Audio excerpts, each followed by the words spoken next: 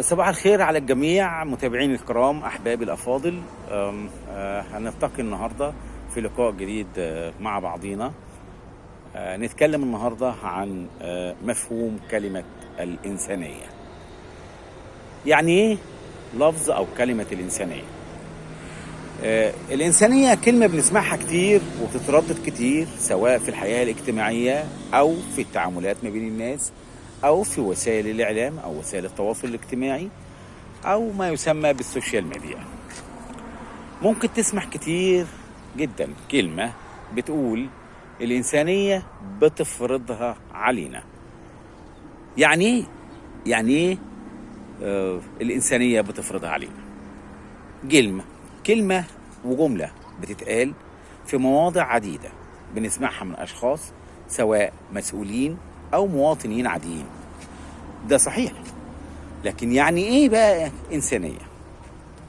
الكلمة دي ابتدت تظهر في القرن ال19 عن طريق فلاسفة أمثال، أو على سبيل المثال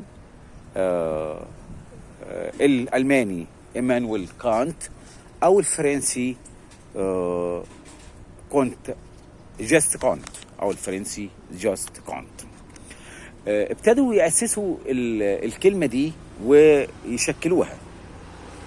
لكن تعالوا مع بعضينا نسترجع ما فات من التاريخ ونشوف قبل استخدام كلمة الإنسانية تبقى متداولة ما بين الناس.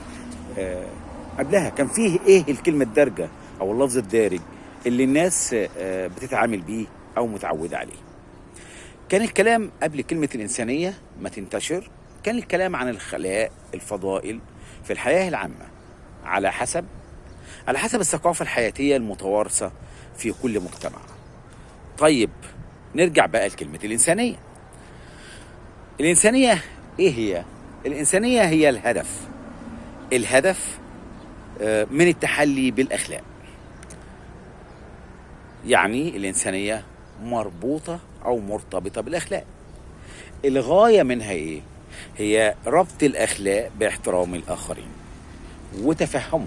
يعني بنربط الأخلاق باحترام الآخرين ونتفهمهم ونتفهم تعاملاتهم. فيه واجبات على الإنسان بيجب عليه التحلي بها. دي الحقيقة. زي إيه؟ طبعا زي ما فيه واجبات فيه حقوق. في حقوق برضو مفروضة على الإنسان إنه يأتي بها، اللي هي بنطلق عليه كلمة حقوق الإنسان. الحقوق دي تم إطلاق لفظ عليها ما يسمى بكلمة أو بلفظ حقوق الإنسان.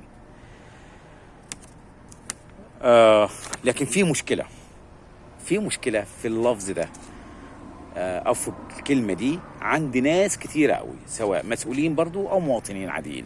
عندهم حساسية ضد الكلمة، عندهم مشكلة في التعامل مع الكلمة.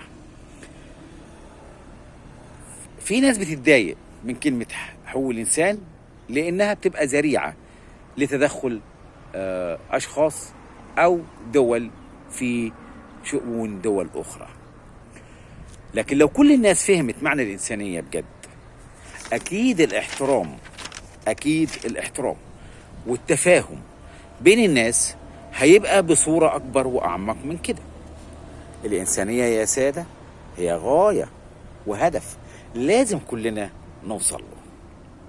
تعالوا نبدأ حياة جديدة، نمط جديد.